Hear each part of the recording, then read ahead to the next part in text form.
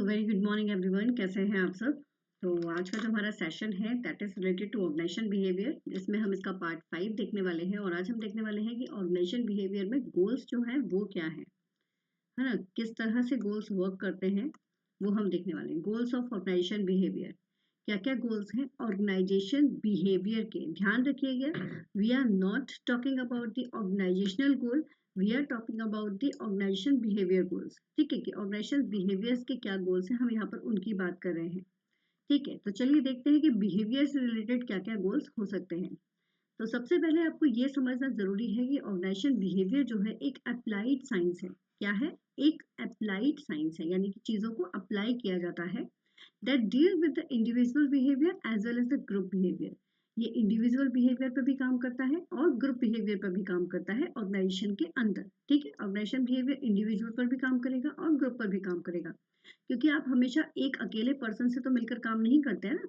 कई बार ऐसा भी होता है कि आप टीम में वर्क करते हैं, और मोस्टली आप टीम में वर्क करते हैं, सभी के टास्क अलग अलग डिसाइडेड होते हैं, तो इसलिए इन सब में ग्रुप बिहेवियर रिक्वायर्ड होता है। तो बेसिकली 4 गोल्स होते हैं ऑर्गेनाइजेशन बिहेवियर के। ठीक है, कितने गोल्स होते हैं? 4 गोल्स होते हैं ऑर्गेनाइजेशन बिहेवियर के। कौन कौन से हैं वो? The first one is the describe, second one is the understand, third is predict, and the last one is control. So there are the 4 goals of organization behavior. Repeat it again: describe, understand, predict and control. Okay, let us learn one by one कि क्या होते हैं ये goals. तो पहला अगर मैं बात करूं, that is the to describe. सबसे पहला जो गोल है ऑर्गेनाइजेशन बिहेवियर का, that is to describe. Basically the first objective is to describe how people, इसका जो keyword है that is how people behave under the various condition. अलग अलग सिचुएशन में कैसे पर्सन बिहेव करता है, इस चीज को डिस्क्राइब करना, इस चीज को बताना जो है, this is the organisational first goal. ठीक है, this is the organisation first goal. For example, as a manager, अगर आप एक मैनेजर है, I have information about a particular junior officers that he come office late or leave the office early. As a junior आपके पास information है कि एक particular junior officer जो है वो ऑफिस छोड़ रहा है, या तो लेट छोड़ रहा है, या फिर सॉरी लेट ऑफिस आ रहा है, या फिर ऑफिस को जो है वो जल्दी छोड़ रहा है। तो ये जो इंफॉर्मेशन है ये आपके पास है। ठीक है, कि किस तरह से, मतलब यहाँ पर एक तरह से क्या होगा कि पीपल क्या बिहेव कर रहा है, इसकी इंफॉर्मेशन आपके पास है। ठीक है ना, हाउ पीपल बिहेव, है ना, कैसा बिहेव कर रहा है, वो ऑफिस जल्दी छोड़ रहा है या वो लेट आ रहा है, इस तरह की इंफॉर्मेशन आपके पास आ चुकी है। ठीक है, तो पर्सन के बिहेवियर को कैसा है वो आप यहाँ पर पता कर रहे हैं। नेक्स्ट आता है टू अंडरस्टैंड। ठीक है, टू अंडरस्टैंड। ठीक है, यहाँ पर जो ऑर्गेनाइजेशनल गोल है, क्योंकि हम यहाँ पर बिहेवियर के पर्सपेक्टिव्स में बात कर रहे हैं, इसलिए हम यहाँ पर इस तरह से बता रहे हैं। अदरवाइज गोल्स आप देखोगे, ऑर्गेनाइजेशंस के गोल्स और भी होते हैं, जिनको मैं आगे आपको बताऊंगी, बट यहाँ पर we are specifically talking about the organisations behaviour. So to understand, the second goal of organisation behaviour is to understand. क्या है? Is to understand. अंडरस्टैंड का मतलब कि why. Understand the keyword is why. Why people behave as they do, क्यों कर रहे हैं वो ऐसा, है ना, ऐसा क्यों कर रहे हैं। अगर कोई एम्प्लॉय जल्दी जा रहा है या लेट आ रहा है तो उसका कारण क्या है, why people behave as they do. So manager have to understand the reason behind the particular action. जैसे ही मैनेजर को पता चला कि सामने वाला लेट हो रहा है, तो वो वहां पर जाके भड़कना शुरू नहीं करेगा, वो पता करेगा कि आखिर वो ऐसा क्यों कर रहा है। ठीक है ना, पीछे का रीजन पता करना जरूरी है। तो for example, as a manager I must find out the reason why the junior officer is coming late or going earlier, because every action has some of the reasons, कुछ तो reasons होगा उसके पीछे, तो ये पता करना जो है वो जरूरी है। तो टू अंडरस्टैंड। ठीक है, ऑर्गेनाइजेशन बिहेवियर में समझना भी बहुत जरूरी है। Now to predict. So predicting future behaviour, predicting future behavior of employee is the another goal of organization behavior. ये प्रिडिक्ट करना कि आगे चल के वो किस तरह का बिहेवियर करने वाला है, ये बहुत इंपॉर्टेंट है एक मैनेजर के लिए ऑर्गेनाइजेशन बिहेवियर पर्सपेक्टिव से। So usually manager would have some capacity to predict why the employees are committed to the organization or not.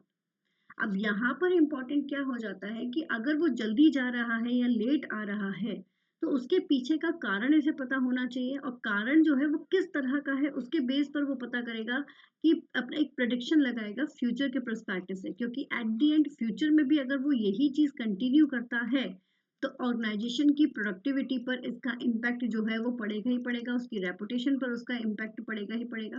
तो इसलिए ये पता करना बहुत इंपॉर्टेंट हो जाता है।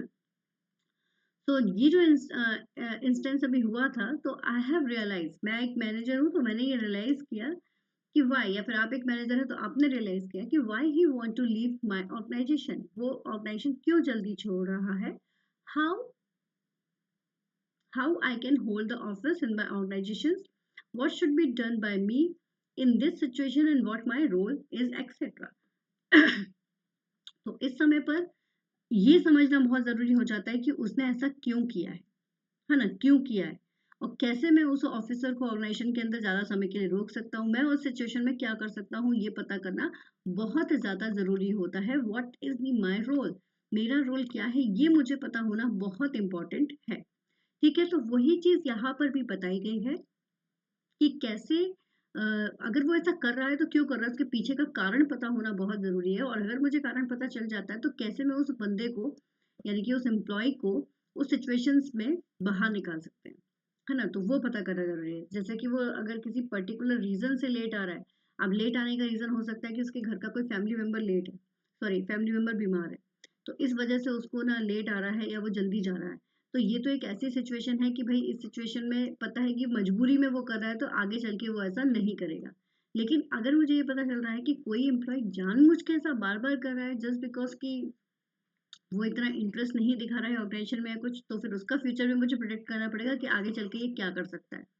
तो एम्प्लॉय का जो बिहेवियर ऑर्गेनाइजेशन में है उसके पीछे की काफ़ी सारी कहानी होती है, वो किस तरह से अभी बिहेव कर रहा है, उसका आगे का बिहेवियर कैसा रहा है, मतलब पहले का बिहेवियर कैसा रहा है, उसके ऊपर भी प्रिडिक्शन जो है वो बेस्ड रहता है। समझ में आई बात? ठीक है, तो ये हो गया प्रिडिक्शन। प्रिडिक्शन के बाद आता है टू कंट्रोल। अब कंट्रोल करना है, प्रिडिक्ट तो हमने कर लिया कि फ्यूचर क्या हो सकता है, अब कंट्रोल करना है। So the final goal of organization behavior is to control and develop a friendly atmosphere. Organisation में एक फ्रेंडली एटमोसफेयर हमको क्रिएट करना है, since managers are responsible for overall performance of the organisation, so they must develop the workers team work skills and commitment. उसी का काम होता है कि वो वर्कर्स में एक टीम वर्क स्किल्स और कमिटमेंट जो है वो डेवलप करवा सके, जिससे कि काम सही तरीके से हो सके। तो यहाँ पर मैनेजर के लिए इम्पोर्टेंट है कि वो नेसेसरी एक्शंस ले इसके लिए। जो भी अब अभी तक जो केस हुआ था उसके बारे में, अगर मुझे लगता है कि वो फाइनेंशियली अगर स्ट्रांग नहीं है इसलिए वो ऐसा कर रहा है, जैसे अगर वो बीमार है उसके घर में कोई और उसको मोरल सपोर्ट चाहिए, तो एक मोरल सपोर्ट उसको देना ज़रूरी है। अगर उसको लगता है कि नहीं ये फाइनेंशियल बेनिफिट्स के लिए इधर-उधर ज़्यादा भग रहा है, बल्कि अगर मैं ही इसका थोड़ा-सा पर्क्स बढ़ा दूँ, तो ये शायद ये ऑर्गेनाइजेशन में अच्छे तरीके से काम करे, क्योंकि उसका रिपोर्ट अच्छा है उस पर्सन का। So I can increase the financial benefit to the officer, है ना, if it is not satisfactory for him, और I can help him to solve his personal problem, उसकी personal problem को solve कर सकते हैं, या फिर negotiate कर सकते हैं उसके लिए, और जो ऑर्गेनाइजेशंस में अगर उसे कोई प्रॉब्लम हो रही है तो उसको हम नेगोशिएट कर सकते हैं। तो इस तरह से सिचुएशन को समझकर उसको हैंडल करना जो है वो ऑर्गेनाइजेशन बिहेवियर का काम होता है। तो इस तरह से 4 काम हो गए हैं आपके। ठीक है, और रैशनल बिहेवियर के बेसिकली कितने रोल हो गए आपके? 4 रोल हो गए। That is the to describe, understand, predict and control. Okay, तो organisation behaviour is a human tool. Organisation behaviour क्या है? ह्यूमन टूल है, ह्यूमन बेनिफिट्स के लिए है। तो यहाँ पर अलग अलग तरीकों से ह्यूमन बिहेवियर को एनालाइज किया जाता है, जिससे कि ऑर्गेनाइजेशन का जो काम है वो सही तरीके से हो सके। और ये हर तरह के ऑर्गेनाइजेशन में होता है, चाहे वो बिजनेस कोई भी हो, चाहे वो गवर्नमेंट हो, स्कूल्स हो या सर्विस ऑर्गेनाइजेशंस हो। तो manage the human resource properly is very much important, and इसके लिए we have to describe, understand, predict and control the human behaviour. ठीक है, इसलिए ये 4 जो रूल है इम्पॉर्टेंट है। अब जैसा मैंने कहा कि ये रूल्स जो है वो इम्पॉर्टेंट है ऑर्गेनाइजेशन बिहेवियर गोल्स के लिए। अब मैंने आपसे बताया था कि ऑर्गेनाइजेशन गोल्स या ऑब्जेक्टिव्स जो होते हैं जो हम डिसाइड करते हैं, देखो ये किसके हैं, ऑर्गेनाइजेशनल गोल हैं। अभी जो हमने बात की थी वो ऑर्गेनाइजेशन बिहेवियर के क्या क्या गोल्स होते हैं, हमने उसके बारे में बात करी, जिससे कि हम क्या कर सके, ऑर्गेनाइजेशन बिहेवियर के अंदर पर्सन्स जो हैं, है ना, यानी कि ह्यूमन बिहेवियर को हम सही तरीके से पहचान सके, उनको किस तरह से करना है, उसके हमने वो 4 रोल देखे। अब ऑर्गेनाइजेशनल के गोल्स जो होते हैं वो बेसिकली ऑर्गेनाइजेशन को सक्सेस कर दिलाने के लिए किस तरह के रोल्स अटेम्प्ट किए जाते हैं उसके बारे में बताया जाता है, जिसमें ऑर्गेनाइजेशनल गोल्स जो होते हैं वो बहुत सारे एस्पेक्ट्स को ध्यान में रखकर बनाए जाते हैं, जैसे कि financial performance, market share, customer satisfaction, innovation, sustainability, employ development, इन सबको ध्यान में रखकर वो बनाए जाते हैं। तो वो गोल्स कौन कौन से हो सकते हैं, वो बेसिकली 3 होते हैं। एक होता है आपका कॉर्पोरेट गोल, ठीक है, ये जो स्ट्रेटेजिक नेचर का होता है, फोकस करता है लॉन्ग टर्म्स गोल के ऊपर, जनरली टॉप मैनेजमेंट के द्वारा क्रिएट किए जाते हैं। दूसरे होते हैं टैक्टिकल गोल्स, ये मिडिल मैनेजमेंट के द्वारा बनाए जाते हैं, जो कॉर्पोरेट गोल्स को हेल्प करने में, अटेंड करने में मदद करते हैं, और ये बेसिकली 1 से 2 ईयर्स के होते हैं।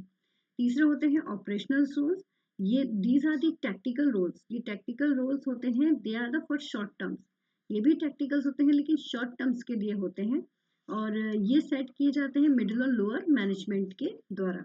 तो इस तरह से ये 3 ऑर्गेनाइजेशनल गोल्स होते हैं जिनको अचीव करने के लिए, यानी कि इन सारे गोल्स को भी अचीव करने के लिए we require the organisation behaviour goals, क्योंकि जब पर्सन ऑर्गेनाइजेशन में इन्वॉल्व रहते हैं सही तरीके से तभी हमारी ऑर्गेनाइजेशन सक्सेस हो पाती है। इसलिए ऑर्गेनाइजेशन बिहेवियर के गोल्स जो है वो बहुत इंपॉर्टेंट है। ओके, सो आई होप कि आप लोगों को चीज़ें समझ में आई हो। Thank you so much, keep study hard with smart. Video पसंद आए तो लाइक कीजिए, कमेंट कीजिए, शेयर कीजिए, एंड चैनल को सब्सक्राइब करना बिल्कुल मत भूलिएगा। Keep thanks for watching, all the best, take care.